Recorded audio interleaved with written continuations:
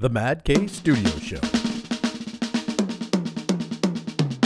Hey everybody, welcome to MaddK Studio Podcast. I'm Ken Madden, and today we're going to do something really different that's way out of the talking about artwork and stuff we usually do. But I've got today one of my friends from the Nomad Network, Kotler, Efurd, and we're going to talk today about just being dreamer artists and conceptualists and people that are always kind of projecting forward and looking at new ideas and what that means to everybody around you that you know in society when they all don't see your same passion story. So anyway, Caleb, welcome.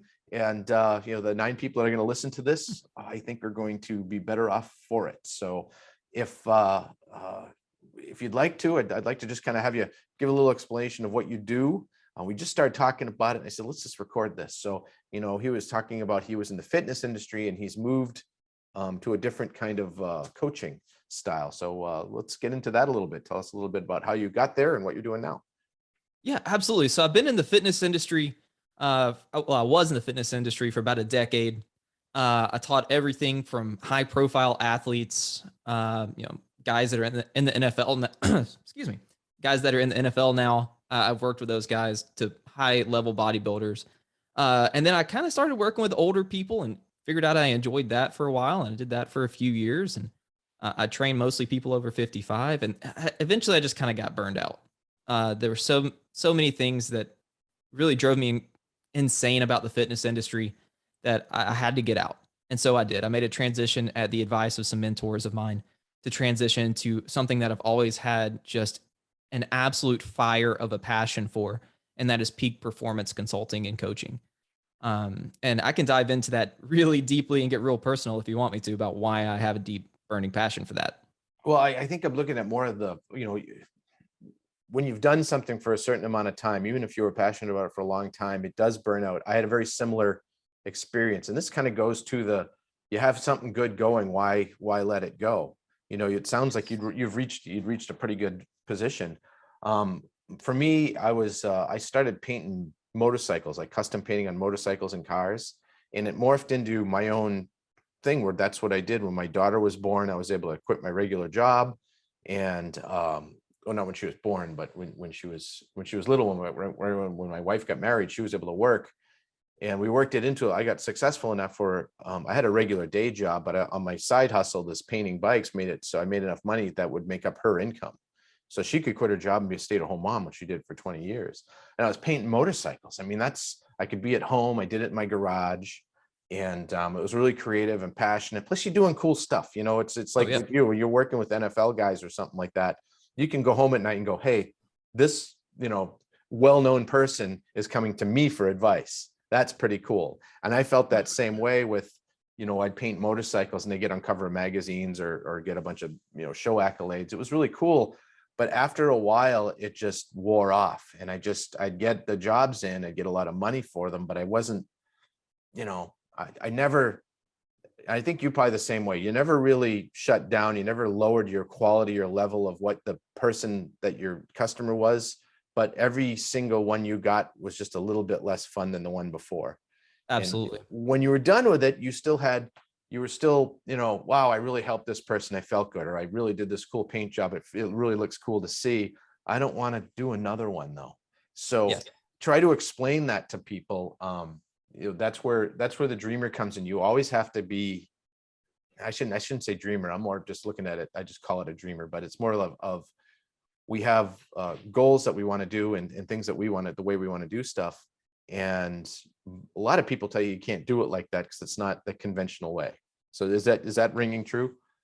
Yeah, absolutely. So really, I was kind of born into the fitness industry.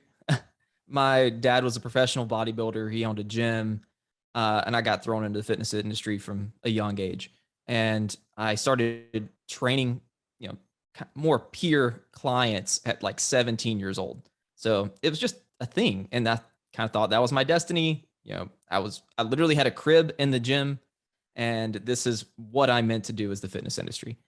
And so I did that, went to school for kinesiology and exercise sports science, had a passion-ish for it, and I was really good at it.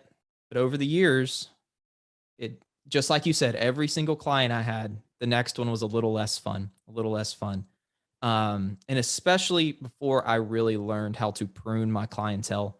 I actually still train a few clients to this day online, but they are just clients that I love and I've been working with for 6, 7 years at this point. And You know, I've got clients like that too. I stopped painting, except for there's a few people if they want me to do that. It's the passion of wanting to keep doing something. When that fire goes out, it turns into, I guess I'd say it turns into a job, and you don't want a job when you're a passionate person. You want, it really is to help people. And I think part of it is, constant improvement. I mean, constantly learning new things that you can then teach people, watch other people grow with, from learning things that you've learned. I mean, you and me met on the Nomad Network, and that's Jason Stapleton's creation that, well, he funded it and put it together, but it's really morphed into something that's bigger than him. You know, he's on there, and, you know, I've been on other networks where someone is the let's say the star, the person that put it together. And if they're not on there all the time, constantly pumping it, it goes away. Well, this is different because this was something that was created for people like us that don't ever want to stop. And you can see, I don't know, tell me if you do this. We go through the scrolling on the there's a page. So people don't know what the Nomad Network is, there'll be a link for it down below. But visually, it's a normal social media platform. I mean, it's pretty much set like that. So you have a news feed that you're reading through, but as you're going through, do you find yourself looking at other people's questions, concerns? And even though you might not have, like, some of the guys that do the Bitcoin stuff, I know nothing about that, you know, and they have some question about it, and I can learn from that. So then I go down a rabbit hole of talking with them about it and trying to understand. And you know, it'll always turn into something that to do with art or you know, like, there's a lot of fitness people on there too. Do you find yourself, when you're reading through the feed, kind of jumping into other people's dreams and kind of just feeling their passion? Absolutely. Yeah. I mean, I hate that I can't remember these people's names. I'm so bad at names. I'm bad too. But I mean, everything from real estate, which is something I've never thought of in my life, is, you know, getting into real estate investing. Now I'm weirdly fascinated by it. I don't think I'll ever get into it as a job, but it's really interesting to me because we have a lot of guys in the Nomad Network that do that kind of stuff. And they're, you know, starting and creating new, different ideas of how to get to where they want to go. And I'm like, wow, that's creative. I never would have thought of that. That's super cool. All that kind of stuff. No, it's such an awesome community. It is. I think, and that's really one of the ways I like it. And what spurred this meeting here of just us talking today was you posted up, you got real humble and said, I don't know if this is a good idea, but you posted up a story that you're running, really a story, but just a talk, or what do you call it? A blog. Yes. Words, they don't always come through my mind. And I read it and I was like, wow, you just described me so well, but you weren't talking about me. You were talking about you, and just the fact that you're a person much like myself. And we tend to think of ourselves like this, that we're the only one, but we're always looking past whatever's next, you know. It's not like the grass is greener on the other side of the fence. That's a different vibe. This is more of you know, of a personal growth thing that's constant. You know, I tell people I'll never retire from working because I'm never going to retire from working. And they're like, well, why do you want to? The idea of sitting and doing nothing would make me crazy. Yes. You were the only person that I've ever heard, other than myself, and I think maybe Jason, talk about that.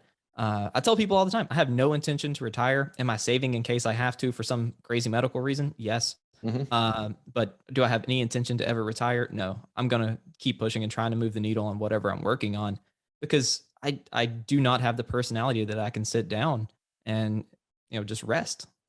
Right. And you know, sometimes you have to. I mean, today's a perfect example of me. One of the problems I have is time management because of the way I am and how many things I want to do. I try to plan it out and I try to figure it out, but my mind just doesn't work like the way. I mean, it's, you know, you'd be like, squirrel, I'm going to go over here and do this now. But at some point you can't just let that run wild, because you'll end up being the starving artist. I'm going to use the artist world because that's what I know. And I went to really good art school. I got a degree in product design, minored in photography and illustration. And I've been building skills for everything. Hell, I just started doing acrylic paintings a year and a half ago, just because I felt like I should learn to do that. And the first ones were awful. They're terrible, and I've got published things, and I've got 30 patents to my name, and I sit down and try to paint a tree, and it's terrible. So I just dove into that, and I'm like, I'm going to learn this, and one of the things I did to kind of learn it, and this is leading to some of the, I want to dive down a little bit, some of the questions or some of the things you might have done to enhance your skills on what you're talking about doing in the, what did you call it? Your new endeavor. Peak performance consulting. Peak performance consulting. I love that. So that had to come from somewhere. So one of the things I did when I was playing with when I started working with the acrylic paints and the brushes on canvas, being an actual artist, and I realized I need to figure out a way to really finally refine my small detail skills. So I was watching, YouTube University of all these artists, and I'm like, because what paint do you use? Do I use this paint? Do I use this paint? What's better? So I'm trying to figure out what to do. So I would just throw a bunch of money away. But anyway, this one girl had a challenge that she did where she painted on pennies. And I'm like, what a great idea. So I took 50 cents, 50 pennies, and I put gesso on them, which is kind of the white primer you use on canvas before you paint, so the paint will stick to it. And I painted, I was going to do 50 as well. I got to 27 and then I just kind of stopped. But I did like little nature scenes all on a penny, little teeny little pennies. But after did that for like a week and a half, like I do a couple every night. And then I went back to the regular canvas, and all of a sudden, it just exploded, because now I have this huge space I'm working in. So all those little fine details really pay off, because now those fine details be bigger and I can scale them up and down. And it made a huge impact on the quality of painting. And I made a big leap forward by spending that week painting weird stuff on pennies. In your, moving out of the fitness industry into what you're doing now, what are some of the things that kind of got you, hey, I want to do this and I'm going to try it? And, what's some of the trial and errors that you had going in?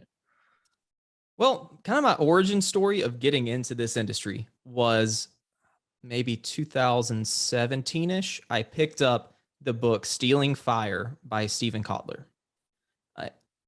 Absolutely fantastic book if you've never read it. I would highly recommend Stealing it. Fire? Yes, Stealing Fire. I'm looking for my Post-it notes as we're talking here, because I'm a professional. I was ready for this. I think I was a chapter in to Stealing Fire, and I knew that this was for me. And it was opening my eyes to a completely new way of thinking about performance, about getting stuff done. Sure. That there is a better way instead of just pushing harder. My theory has always been, and this was really drilled into my head when I was in the Marines, is just push harder. Just grit your teeth, push harder, right, and keep going until you die, pretty much. Then I realized by reading this book that there are scientific ways to maximize your performance other than just pushing harder. Really?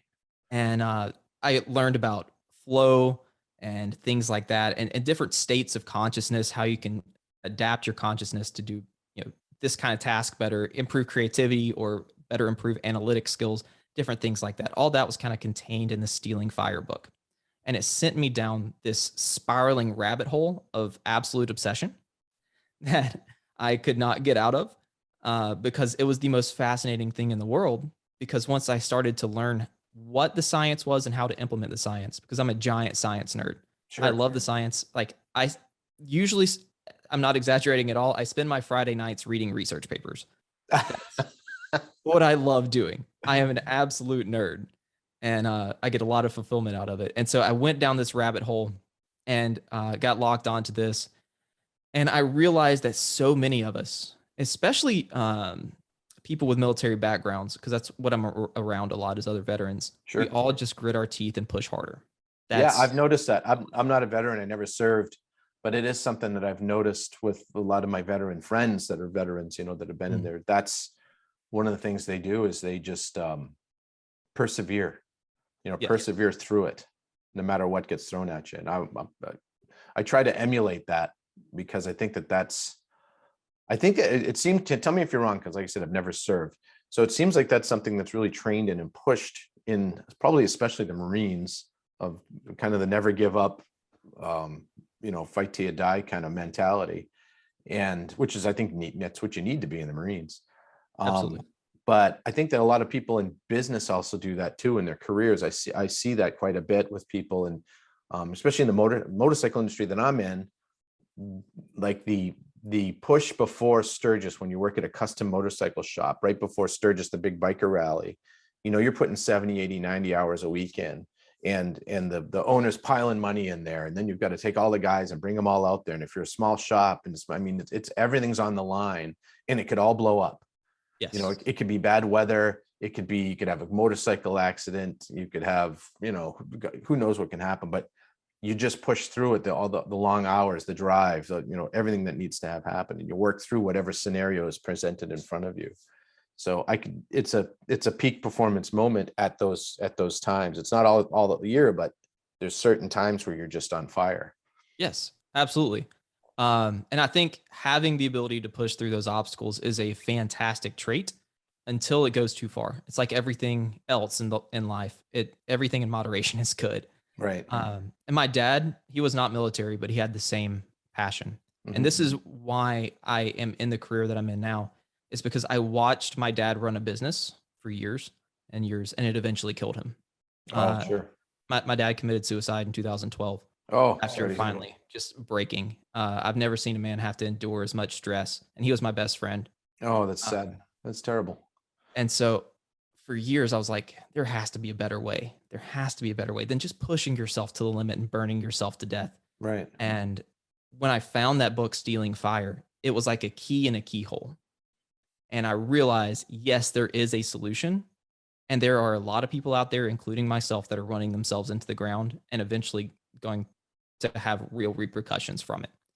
So I'm like, I have got to learn all about this, and I've got to teach people about it. I love the idea. I'm gonna get that book and I'm gonna read it, because it's something that I definitely need.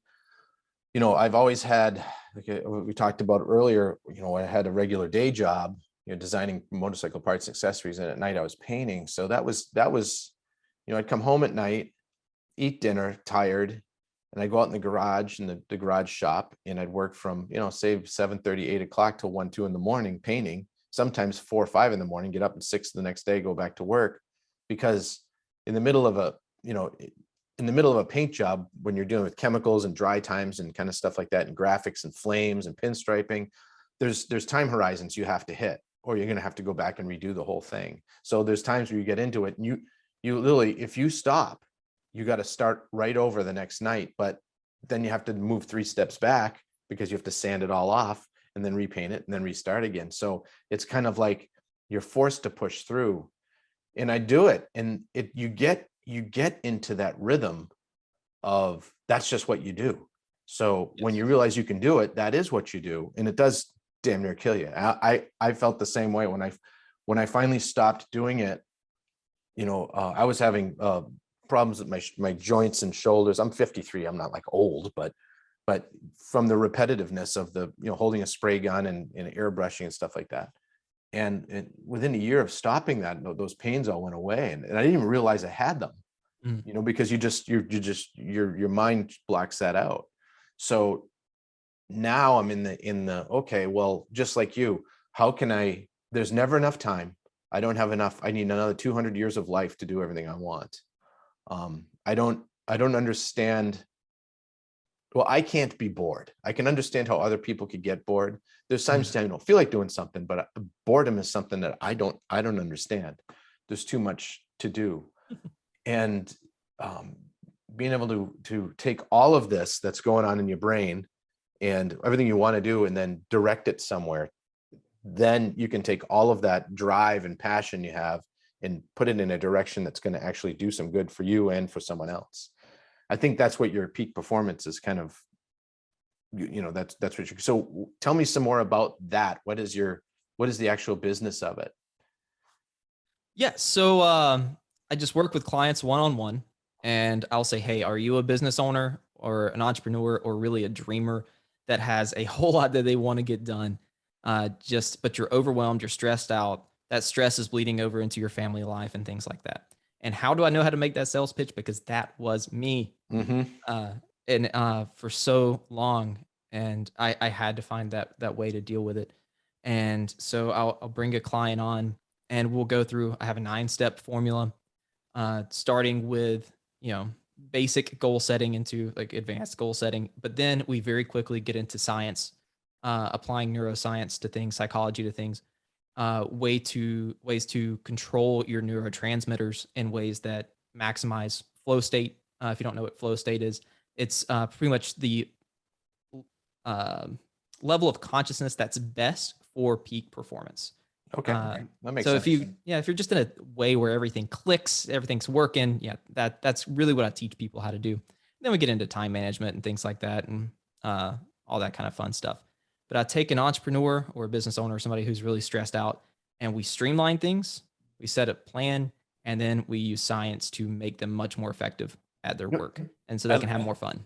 I can see how that would be good. I know with stress, anxiety, and all the things that go into try to get something, or the imposter syndrome. Am I going to be good enough? Why should I even start? I've got this passion, and for me, it was, I like to draw cars. I draw cars. I mean, that's everything I do. I'm a car fanatic. I like motorcycles too, of course, but I'm a car fanatic.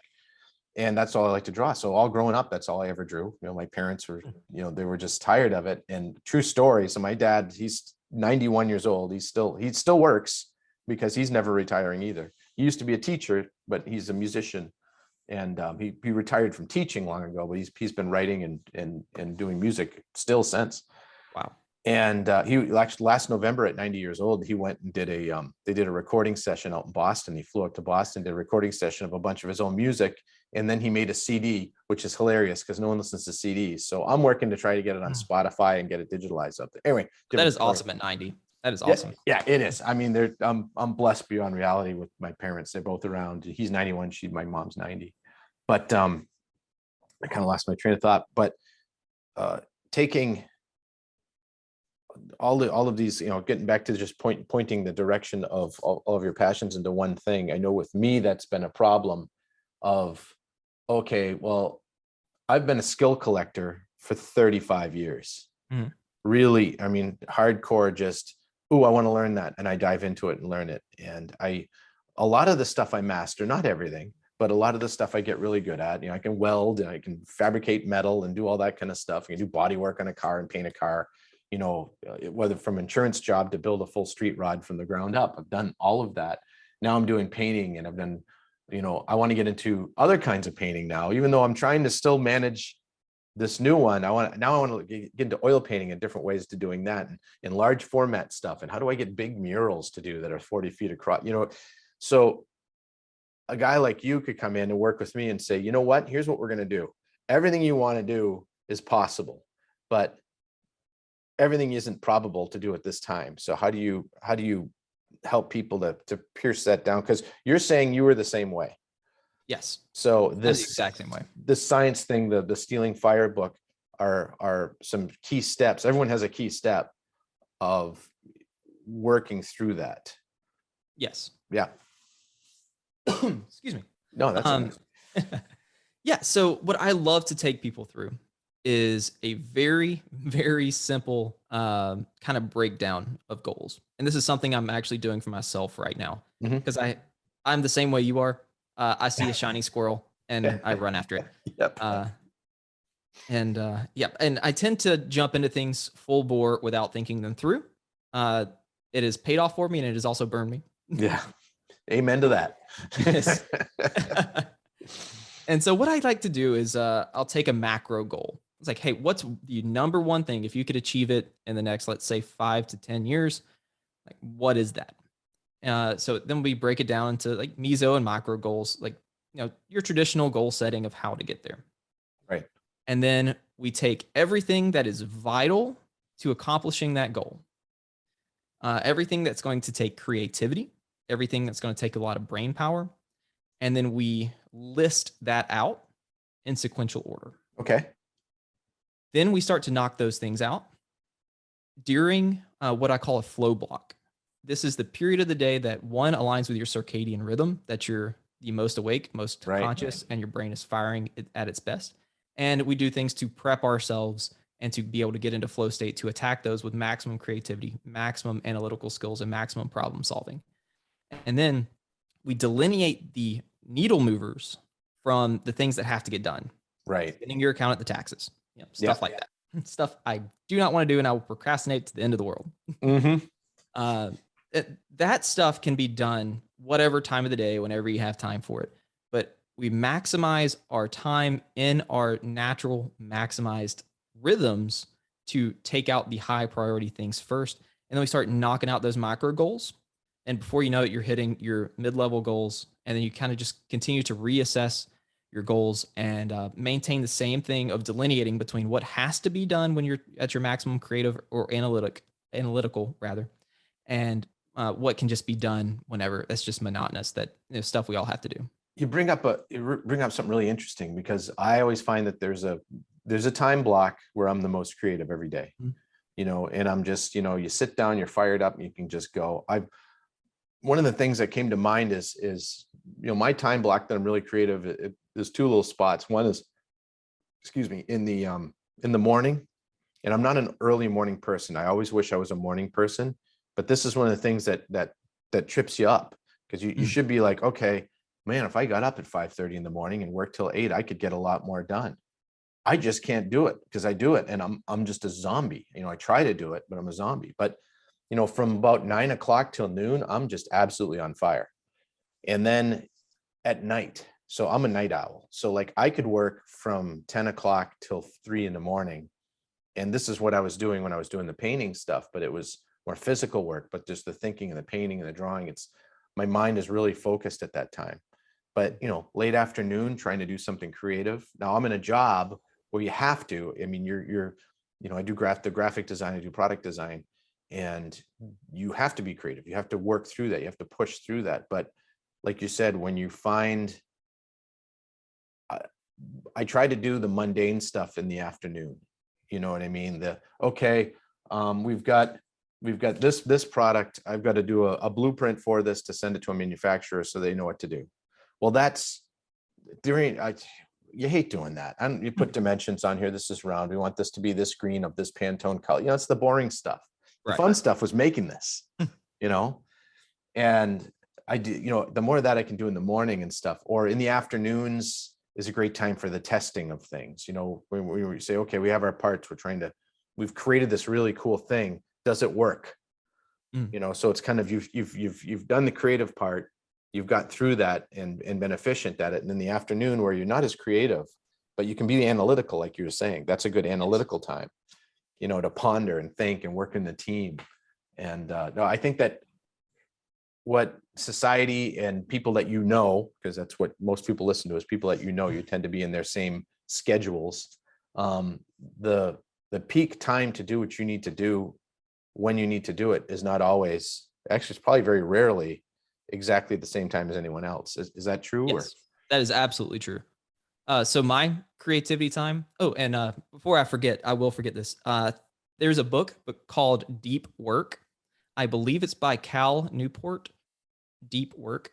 Okay. In it, he does a great job of breaking down the neuroscience and psychology that you can really only get good, high quality work done, especially from a creative or mental capacity, unless you have trained this skill for years and years for about 4 hours a day. I agree. 100%. 100% agree with that. Yes. So the 5:30 to 8 o'clock, if you're trying to be creative, there is no chance your work is probably going to suck. Yeah. That's the way it is with me. Absolutely. And when you're in that groove, it, you feel things come to you easier in it. When I'm making art, especially when I'm trying something new. So, when I mentioned the acrylic paints, it's not that I don't know how to draw or paint. I'm fighting with the medium, trying to learn it. I know what the thing's supposed to look like. I know how to make the sky blue and the grass green and trees look like trees, but how do I make this material with this tool do that? Yes. And in that creative time when you can really, when you're in that zone, that comes so much easier, so much flower. So Absolutely. when I get out of that zone and I start realizing, you can feel it, you feel it go away when you're working on something and you feel it. And whether it's fixing something on a car out in the garage, or doing yard work, or doing something creative, or probably working with somebody, you can feel when the passion starts to, you still have it, but it's just your brain saying, you know what, we're not doing this anymore. We got to do something else for a little while. And that's the time, for me, where I could go back. I said, all right, and grab a beer and go up and sit down in front of YouTube and start watching a video about what I was just doing by somebody that's way better than maybe I'll ever be. But it sparks that. And I don't want to go back downstairs and work right away. But having just come out of this huge creative process in the right time, and then being able to watch somebody else do it better that I can learn from, it's like the brain's opened up for that. And it's ready to sit and relax and just take something in and start, instead of trying to put something out. Yes. And time blocking like that has been a game changer for me and my clients as well. Something that I think will be super valuable to people like us. So the dreamers of the world, the people who are always thinking ahead to the next thing. And for me right now, that is the most ambitious project of my life, should I say. And I would be happy to talk about that in the future, but right now I don't have any trademarks for it or anything. Yeah. Don't want it to get stolen. But I am super crazy about this next project that I'm on. Like, I'm so excited. Like, I truly think that what I'm working on is going to change the world. I am the guy that absolutely believes I can put it in the world. And I think this is how I'm going to do it. But if I allow myself to be fully taken over by my obsession to get this done, I will lapse at my ability to coach and consult to a high quality level. Yes, I can see that. Yes. Absolutely. So I have a strategy that I've implemented with great success to allow myself to get the passion out and still perform at a high level and still move towards my ultimate goal. 3 times a week for an hour each time. The 3 times. Wow, words are hard today. I feel 3 times a week for an hour. There we go. That's what I was trying to say. I have what I call skunk time. And I came up with this term, borrowing it from Lockheed Martin's Skunk Works. Yeah. Yep. Where I work on the crazy, ambitious ideas. Mm-hmm. And that with no holds barred. Yes. With just kind of any idea is as good or stupid as the next idea. Absolutely. Just get it out. Yeah. And I will push forward on that, and I will make things happen in that direction. If it fails and flops, I'll find something else that's new and shiny and go work on that. But it allows me to get that dreamer and that itch to really push hard at the goal while not killing the golden goose and like running my business into the ground. Does that make sense? Yeah, no, it makes perfect sense. I find when it was the same when I started welding, when I started learning how to weld, it's all of a sudden all I wanted to do. I mean, it was completely encompassing. I'm like, I'm taking 2 pieces of metal and melting them together. I'm like, God, you start feeling like it's a euphoria. My personal opinion is every human being on the earth is a complete lunatic and crazy, but there's functioning crazy, and then there's, psychopathic crazy. But I think crazy is crazy. And I can't balance a checkbook. If it wasn't for my wife, I don't know what I'd do. I could, draw the checkbook. I can to develop money. I can fill the checkbook with cash, but keeping up on it and writing it down, my brain doesn't work that way.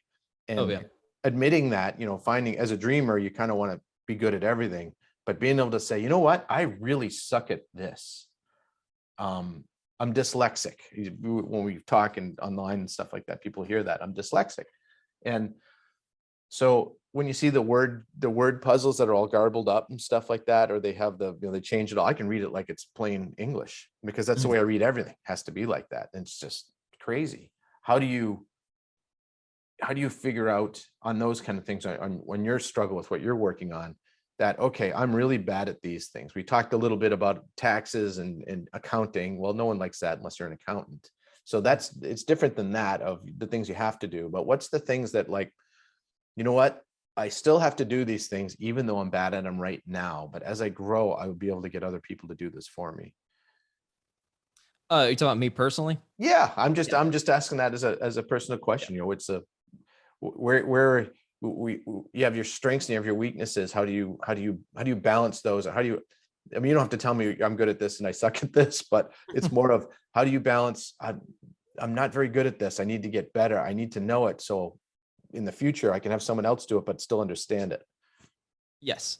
So really for me, it's just been years of trial and error and learning that I am good at taking very complex issues and boiling them down into something that's manageable. I am good at taking, 1,000 research papers and putting it in and making a program out of it. That's what I'm good at. Right. What I am absolutely the worst at is one, anything tech related. I am not good at it. I have spent a ton of money hiring people to do tech stuff for me. Sure. I have learned that no matter how hard I try, just from trial and error, I know I can spend as long as I want to on this. I will not figure it out. Right. I have to have somebody come in and do this for me. Accounting and things like that, not great at it. I will get bored and my mind will start wandering and I'll start screwing stuff up. Yeah. Anything that's monotonous. We are exactly the same there. Yep. And so I've just learned to accept that I constantly am pushing for shiny object. And if that applies to technology is a great example. If there's something wrong in the code on my website, I do not have the patience to sit down and find it. I will get bored and see a distraction and go do something else. With accounting, like I just said, before I get done with it, I'm going to get bored and go do something else or be thinking about something else and mess it up. And really, I haven't found a better way than trial and error and then just accepting the things that you're bad at. Getting help when you know that you're kind of bad at those things. That's what I was hoping you would land on, is the getting help. Yes. And it's okay to admit you can't do something. It's all right. It's okay to say, you know what, I am really bad at this. I have to do it. I could use some help. And especially people getting started out on any kind of business or anything, you don't have the money to pay people, but lean on people that know what they're doing. And I think as dreamers, we want, our visionaries or whatever you want to call it, inventors. We want to feel confidence with other people thinking. Well, we want other people to be confident with our ideas. Yes. And they very rarely are, because our ideas are usually out there, Absolutely. And the Steve Jobs of the world, that, he's the one that everyone goes to, and Elon Musk, but that's true. I mean, they really did it. Have you read the book 0 to 1? Yes, I have. Thiel? Fantastic. Just kind of describes this as you can build a better mousetrap, but build a whole different thing. Don't even think about it as a mousetrap, and that's the kind of thing that they did, with PayPal. Remember it early at the days, buying anything on eBay in the 90s was a pain in the ass.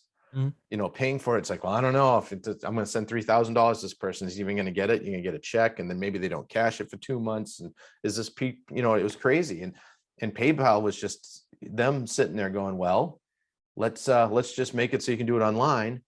And then he's like, okay, well, that makes perfect sense. It's not the first person I imagine that thought about that.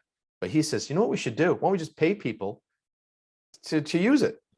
And like, it's completely opposite of any business thing you've ever thought. It's a dreamer moment. It's a yes. And they were doing that. They give you $10 or $20 to set up an account, and then you could use your PayPal account, and it exploded, and it made these guys a couple $1 billion. Oh yeah. So it can happen. And a lot of these people they weren't educated. They weren't, Ivy League people. They were just hardworking people that were smart, sharp, and knew what they needed to learn and where they needed to learn it. And they did that. Right. Absolutely. Self-awareness is the pinnacle of peak performance, really. And there's a book that goes right along with what you're talking about. It's called Bold by Peter Diamandis. Hopefully I'm pronouncing his last name correctly. I have read this book 5 times. I just finished reading it last night for the 5th time. It is the dreamer's handbook. It is one of the best practical applications of taking something that's crazy and ambitious and making it come to life. And it's absolutely incredible. And another thing that it addresses, it doesn't do a whole lot of it because it's mostly practical application of how to go from an idea to putting this thing, changing the world. But it does address the loneliness, which is something we were talking about before I think we started recording was Right. the absolute loneliness that you can feel as someone who is ambitious and a dreamer and someone who's a visionary looking towards the future and something that people can't even imagine could exist. And it's a very lonely place to be. Yeah, it is. That's a, that's a very good point, because when you can see it and have the vision, it's not a matter of, I think I can do this if I work hard. It's, I know what it's going to be. You know what the end's going to be. I have, you know what this is. Here's the thing. I have no idea how to get there, but this is, if I can do it, this is it. And you know it's there, it'll work. Now, does it always work? No. In fact, most times it's going to fail, and horribly. Absolutely. But all you need is one time for it to work. It's like a terrorist. They only have to be right once. Absolutely. So it's kind of like the good side of terrorism. I mean, flip that around. But so that's kind of a little bit, maybe we can talk a little bit about that, and we'll end it on that. And we should do this again, because I'd like to go into more of what you're doing. But the idea that you're the only person that has a crazy idea that just might work keeps people from starting. And so seek out people that will at least listen to you. They might tell you they're crazy too. And one of the great pieces of advice I got from somebody was from, again, Jason Stapleton, when he said, don't take advice from people that haven't done what you're asking them advice on.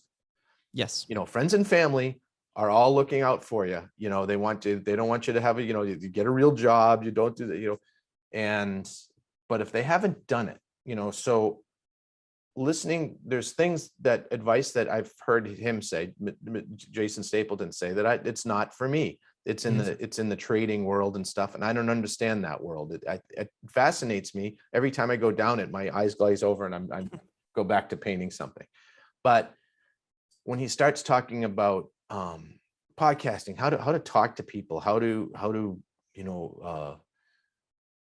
even though, because I don't know if he's dyslexic, but he has the same grammar problems that I do, where I won't see it.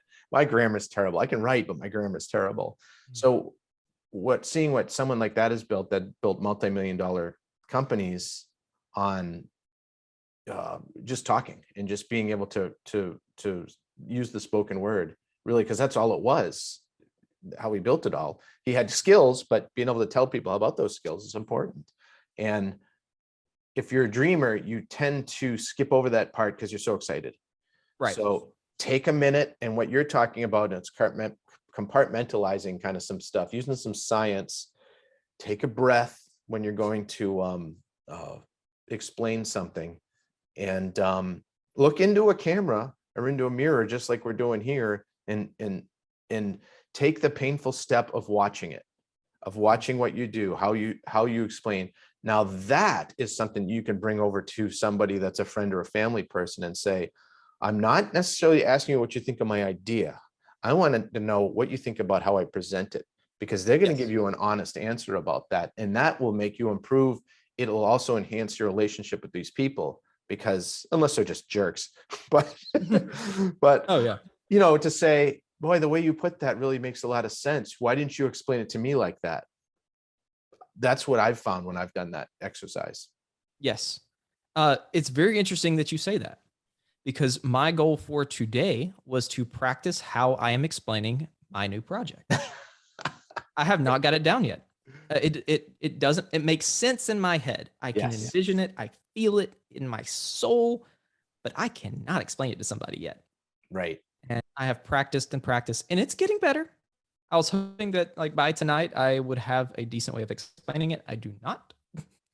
And I spent months trying to figure out how to tell people that I'm a peak performance coach, and what that entails. And I am still refining that. Just the communication to get the ideas from my head to somebody else's head is such a hurdle that you have to practice. It is a skill set. This communication thing is so incredibly important. Right. And miscommunicating your dream could kill your dream, because you're going to need help. Yeah, exactly. Especially miscommunicating it to a person that maybe you want to partner with to fulfill that dream. If they don't understand it fully and clearly and concisely, it can change the whole thing. Well, Absolutely.